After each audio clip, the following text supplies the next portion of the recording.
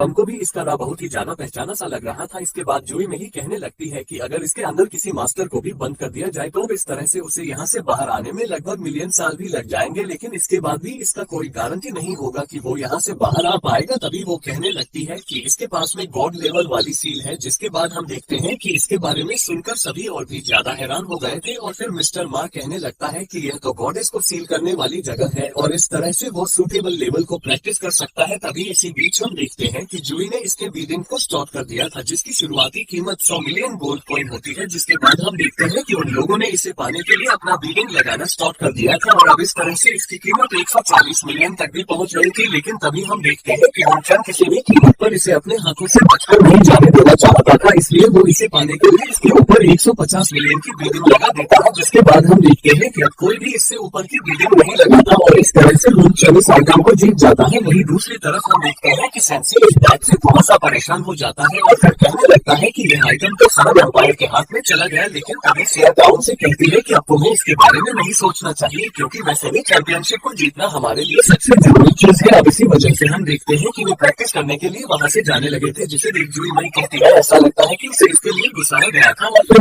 वो उसे कहती है कि मैं उनके एक्सचेंज किए गए सोल टूल को इंस्टीट्यूट को भेज दूंगी, लेकिन इसी के साथ उसे यह भी पता था कि ताकतवर लोग उनको इतने आसानी से इसे नहीं देंगे। जिसके बारे में सुनकर हम भी कहता है कि आने वाले 10 सालों में सन होने पर कोई ना कोई बड़ा कदम जरूर उठाएगा। इसलिए मुझे ऐसा लगता है कि अभी हम उनका ध्यान भटकाने के लिए केवल यही कर सकते हैं, ताकि इस तरह से हमें अपनी ताकत को बढ़ाने के लिए और भी ज्यादा टाइम मिल सके। इसके बाद अगले सीन में हम देखते हैं कि पीछे जवासी उनको समझा रही होती है, जहाँ पर यूरन से कहती है कि तुम्हें अभी यहाँ पर अपने फुल पावर का यूज नहीं करना है। इसलिए वो सियावता से कहती है कि तुम किसी भी तरह से अपने 6 फॉर्म को यूज मत करना। और फिर से भी कहती है कि तुम्हें अपने सोल पावर को बचा कर रखना है, जो कि आने वाले टॉप 4 मैच में क्या होगा। इसलिए वो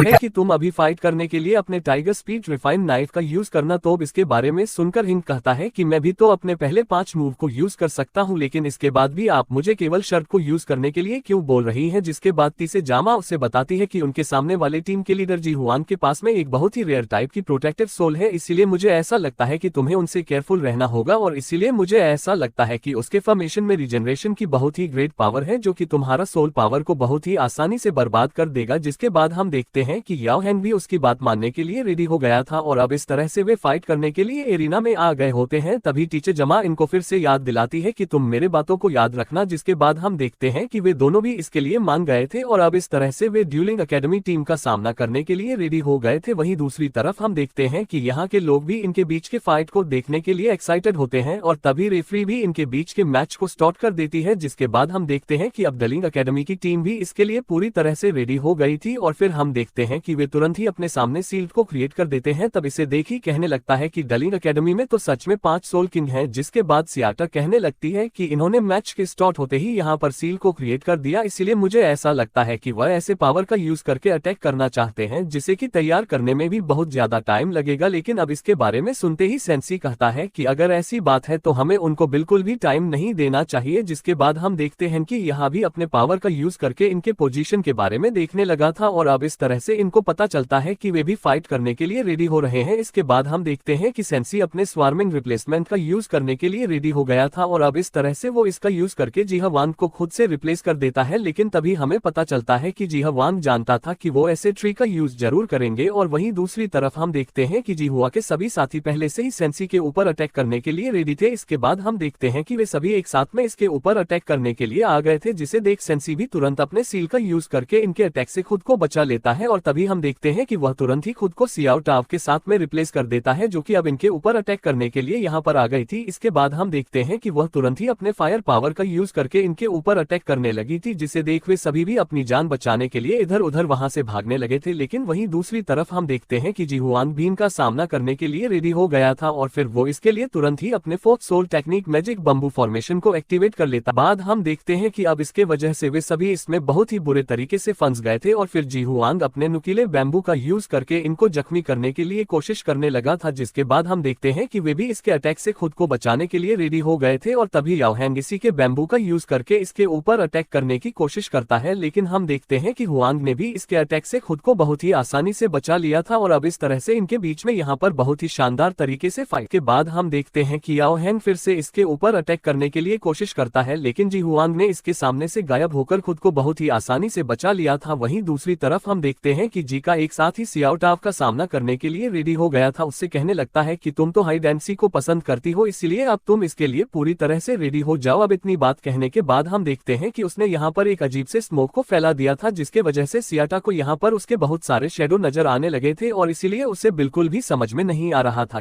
आखिरकार इसमें से असली कौन है। इसके बाद हम देखते हैं कि वो इसके ऊपर अटैक करने के लिए भी कोशिश कर रही थी, लेकिन काफी कोशिश के बाद भी उसे इसका कोई भी फायदा नहीं हो रहा था, इसीलिए वो इसके ऊपर बहुत ज्यादा गुस्सा भी होने लगती है। तब इसे देख वो लड़का उसे कहता है कि तुम तो गुस्सा होते हुए और भी ज्यादा क्यूट लगती हो। वहीं दूसरी तरफ हम देखते हैं कि इसके बाकी साथियों को बहुत ही अच्छा टाइम मिल गया था और इसीलिए वे इसका फायदा उठाकर अपने वेपन को रेडी करने लगे थे, लेकिन तभी हम देखते बाक हैं कि उस लड़के ने अपने स्मोक को बाकी जगह पर भी फैला दिया था, जिसके बाद हुआंग भी सभी से कहने लगता है कि अब तुम मेरा सामना करने के लिए रेडी हो जाओ। और अब इस तरह से हम देखते हैं कि वो एक बहुत ही बड़े बैम्बू का यूज करके इनके ऊपर अटैक करने वाला था। अब इसके वजह से हम देखते हैं कि बेबी इस बात से बहुत ज्यादा परेशान हो गए होते हैं और इनको ऐसा लग रहा था कि शायद वो इसके इस अटैक से नहीं बच पाए। तो अभी इसी बीच हम देखते हैं कि सेंसी अपने सील का यूज करके इसके अटैक को रोकना चाहता था, लेकिन हम देखते हैं कि हुआन के अटैक के सामने उसका असल भी कुछ नहीं कर पाता और अब इस तरह से इसके अटैक सील को तोड़ते हुए इनके ऊपर अटैक करने लगे थे। जिसके बाद हम देखते हैं कि लू चैन अपने आइस पावर का यूज करके कुछ अटैक को रोकने के लिए कोशिश करती है, मगर यहाँ के स्मोक की वजह से युहा अपने आई पावर का यूज नहीं कर पाता। वहीं दूसरी तरफ हम देखते हैं कि इनको बचाने के चक्कर में ससी भी बहुत ही बुरे तरीके से इंजर्ड हो गया होता है, लेकिन तभी अचानक से यह हैंग अपने व्हाइट टाइगर मन को ट्रांसफॉर्मेशन का यूज करने के लिए रेडी हो गया था और अब इस तरह से वो अपने पावर का यूज करके इसके अटैक को डिस्ट्रॉय कर देता है। लेकिन अभी भी हम देखते हैं कि जी वांगिन को इतनी आसानी से बचकर यहाँ से नहीं जाने देने वाला था और फिर वो कहने लगता है चलो मैं भी देखता हूँ कि इस तरह से तुम खुद को कितनी बार बचा पाते हो। वहीं दूसरी तरफ हम देखते हैं कि अब इस बात से बाकी लोग भी बहुत ज्यादा परेशान होने लगे थे और अब इनको ऐसा लग रहा था कि श्रेक एकेडमी अब बहुत बड़े प्रॉब्लम में है, जिसे देख सभी अनुमान लगाने लगते हैं कि वे किसी बहुत ही पावरफुल अटैक के लिए तैयारी कर रहे हैं। वहीं उधर याओहिंग ने बाकी सभी लोगों को हुआन के साथ में फाइट करने से रोक दिया था और फिर वाल सामना करने के लिए अपने लेवल 8 सोल्ड डिफाइंग स्वॉर्ड को रेडी कर लेता है।